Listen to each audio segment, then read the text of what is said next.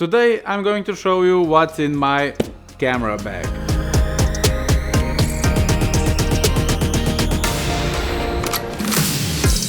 Hey guys, welcome back to my channel. If this is your first time here, my name is Luka and I'm a full-time stock photographer and videographer. If you want to level up the quality of your photos and videos and sell them online, subscribe to my channel for even more videos like this. Okay, like all other YouTubers in photography field, I also wanted to make a video about my camera gear. So here we are. Obviously there's too much gear to cover in one video and it's also changing all the time depending on the shoot. So today I'll show you what I take with me when I have an outdoor photo video stock shoot somewhere here in Slovenia. Of course I'll link all the gear in description so you can check it out. Okay, let's start with the bag itself. This is Lowepro ProTactic 450AW. This is the first version of the bag, but they already released the second version, which is actually an upgraded version of this one. It's a great bag, I loved it from the first time I saw it. If we check the exterior of the bag, there are some small pockets like this, where you can fit smaller items like batteries, memory cards, cables and stuff like that. This whole area is made of straps where we can fix random stuff like this, or maybe this aperture light case like this, and that's very convenient. The bag also comes with these straps which you can fix anywhere in this area, and they're great for fixing a tripod or a gimbal to the bag. What I don't like about them is that when you press it against something, this will pop up and you can lose it very quickly. I already lost two of them, so maybe they should come up with another solution for that. But anyway, they're great for fixing stuff on the bag. Okay, there are two more things that I don't like about this bag. First one is that these shoulder straps are too thin, so when you're carrying full heavy bag, they're not as comfortable as they could be. But in the second version of the bag, they also improved these shoulder straps. And the other thing is that I miss a bigger compartment for random stuff like clothes, wallet, laptop charger for example, because when I'm traveling I like to take a pair of socks, underwear and a t-shirt with me, just in case they lose my luggage or if I just want to have a fresh shirt. So now I just have to put all that somewhere between cameras and lenses, and I don't like that so much. But I don't have any complaints about interior of the bag. It's very spacious, very deep, and it can easily fit even some bigger lenses like this one vertically, not only horizontally, so that's a big plus.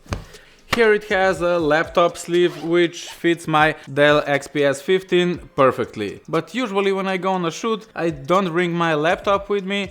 Instead, I use this sleeve for my iPad, which I use mainly as a prop. And that's also the reason why I chose iPad Air instead of iPad Pro. When you're submitting images to stock agencies, you have to retouch all these holes and buttons on the side, so this one has less things to retouch than iPad Pro. Okay, the main compartment is very big, very spacious, so you can fit a lot of stuff inside, which is also a minus because when you fill it up it gets quite heavy. But again, it's an awesome bag and I haven't found any other that would replace it. Okay, let's move to the more important stuff, things that are in here. Let's start with cameras. This is my Nikon D850.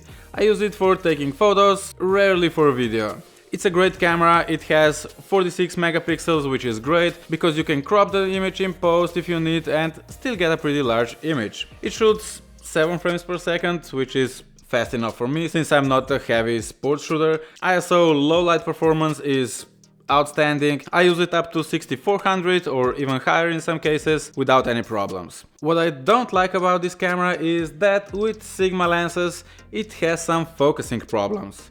I didn't have that problem on my previous camera, which was D810, but on this one it's quite annoying sometimes. So when I'm using Sigma lenses, most of the time it just works great. And when it works, the images are very sharp. Of course, these Sigma art lenses are known for its sharpness, so yeah, it should be sharp. But when it's not working like it should, there can be the whole series of images just out of focus. Not by much, but just enough that it's not sharp enough for me. I also calibrated all the lenses with Sigma USB dock and also updated the firmware, but it didn't help, so I just have to live with that for now.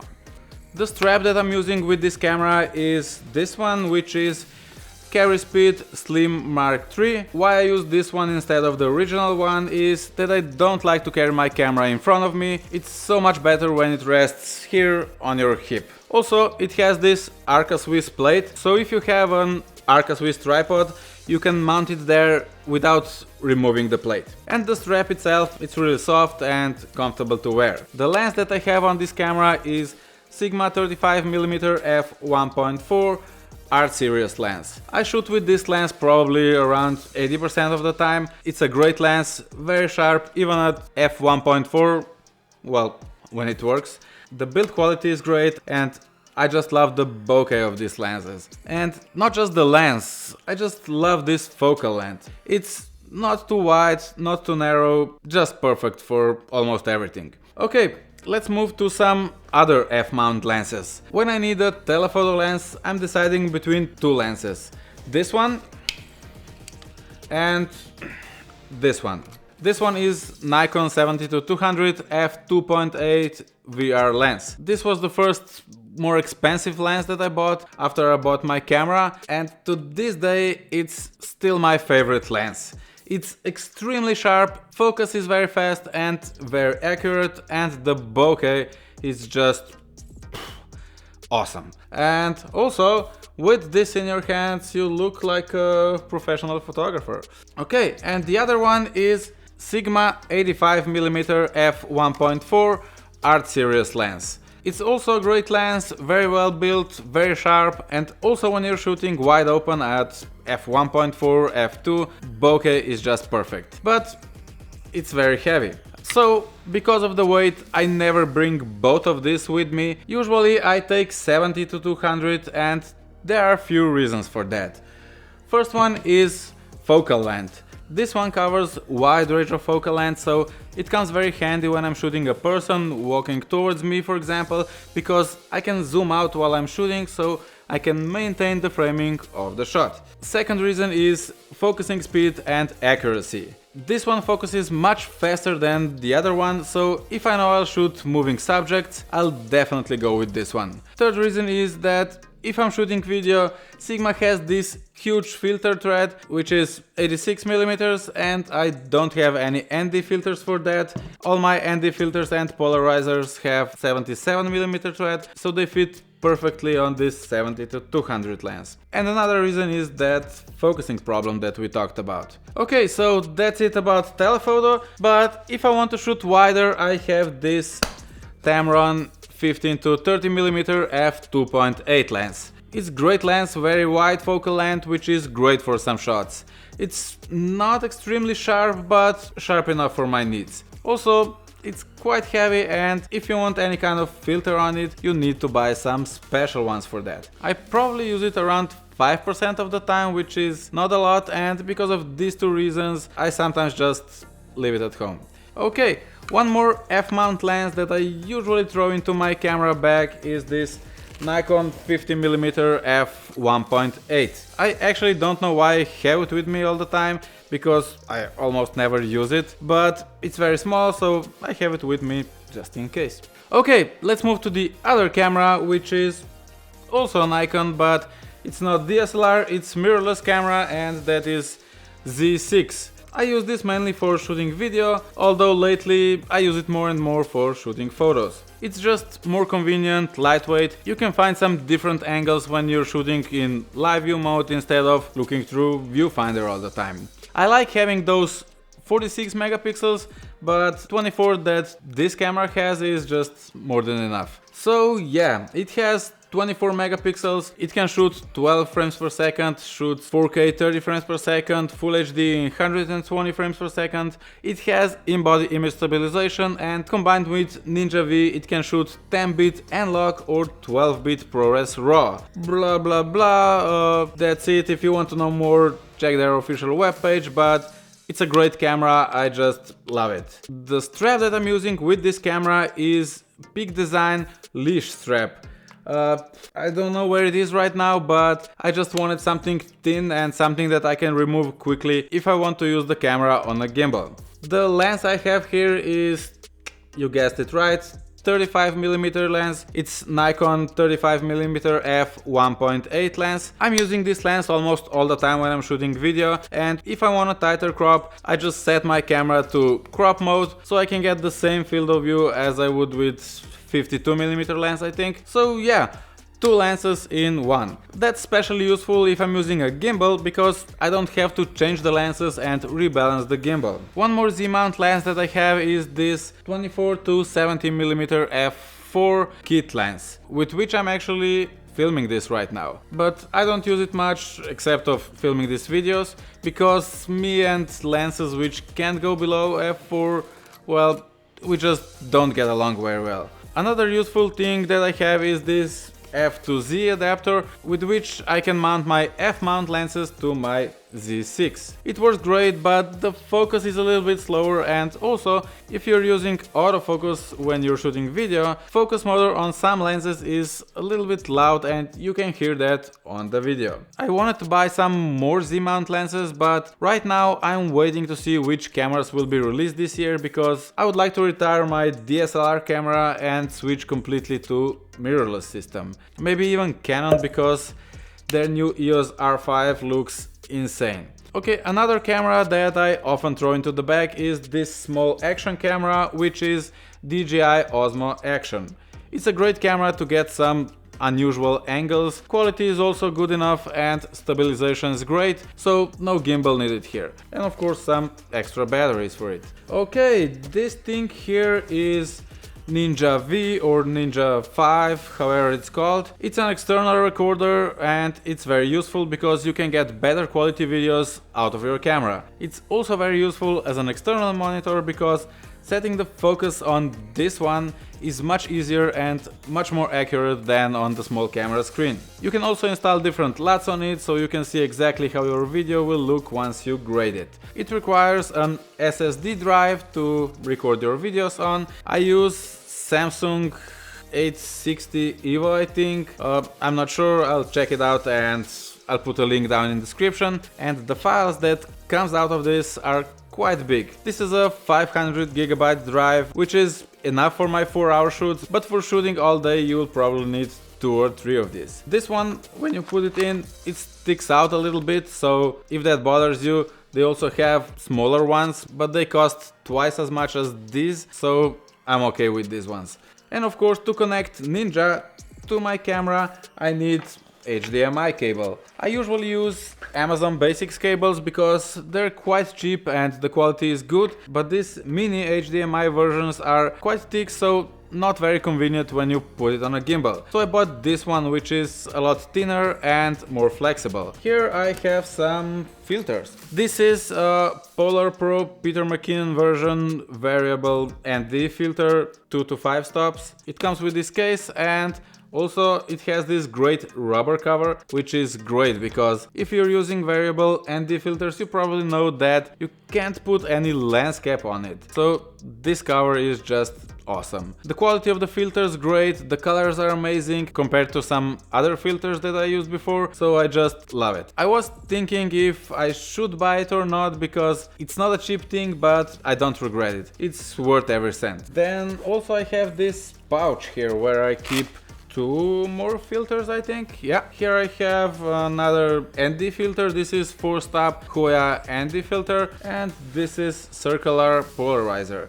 And here I have some step-up rings. All my filters have 77mm thread, so if I want to attach them to different lenses, I need these step-up rings, which comes in different sizes and they're very cheap. Another useful thing that I usually have with me are these Aputure M9 lights. They're not very powerful, but sometimes it just adds that little bit of extra light that I need. They come with these gel filters, which you can throw in here, and you have a different color. And another small light that I recently bought is Aputure MC, which I have behind me to light my background. It's another great light, very small, and it can reproduce any color that you want. You can connect it to a Bluetooth app and you can just select which color you want.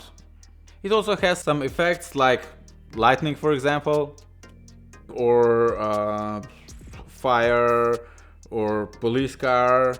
So yeah. Okay, then I have this thing almost always with me. This is Samsung T5 SSD Drive, very small, very convenient. It has 1 TB of storage if I need to transfer some data from memory cards or SSD from Ninja. Obviously it doesn't help if I don't have my laptop with me, but I have it in the back just in case. It's a very fast drive, so I can also edit my videos directly from it. If you haven't tried these drives yet, just do it and you won't regret it. When I'm traveling, I usually have 2 of these with me. These are 4 TB drives, so I can create 2 backups of everything that I shoot during the trip. Then of course I have some batteries, 2 for Ninja, 2 for cameras. Another useful thing if you're a stock photographer is Gaff Tape.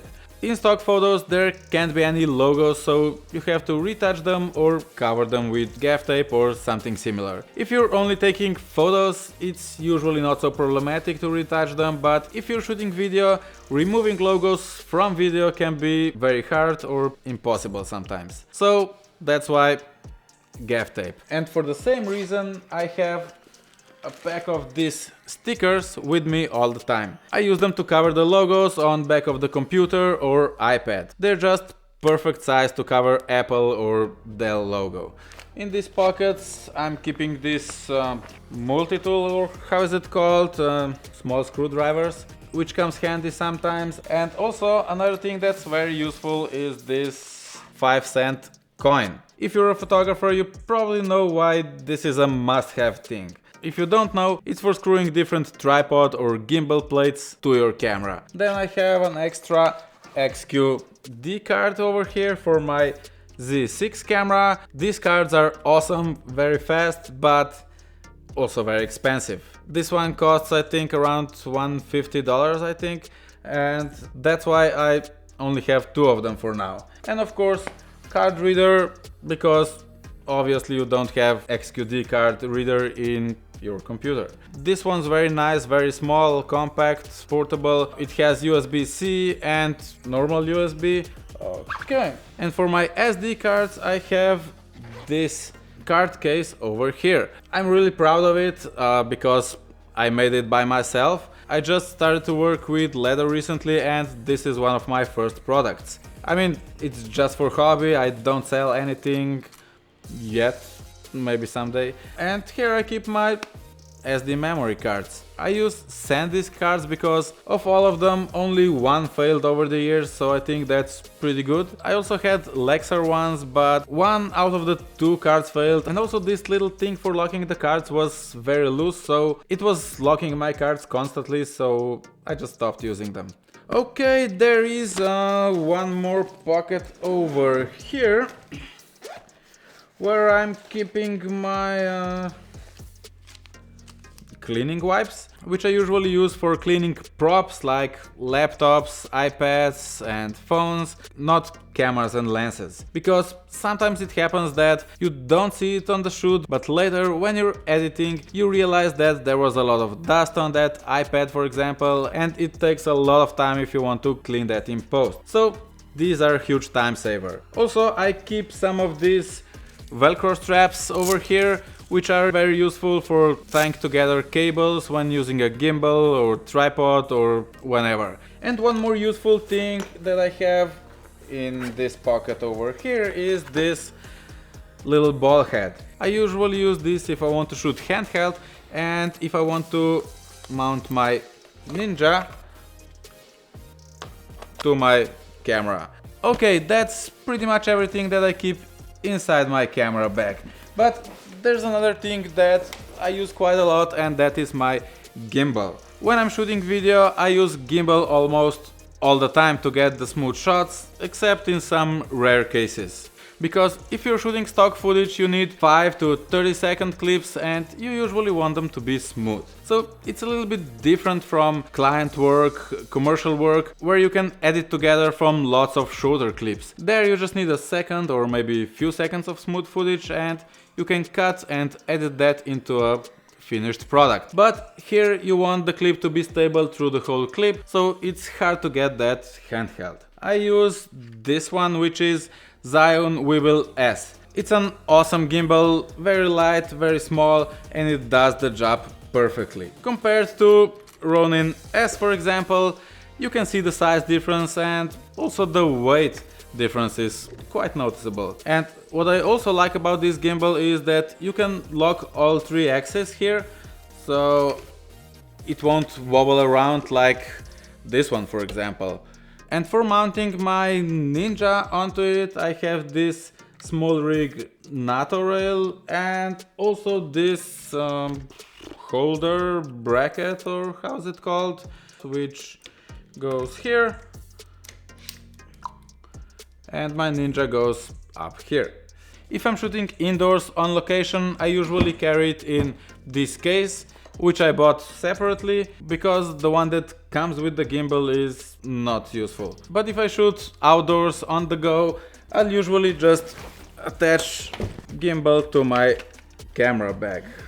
Put this here and clip this together and that's it.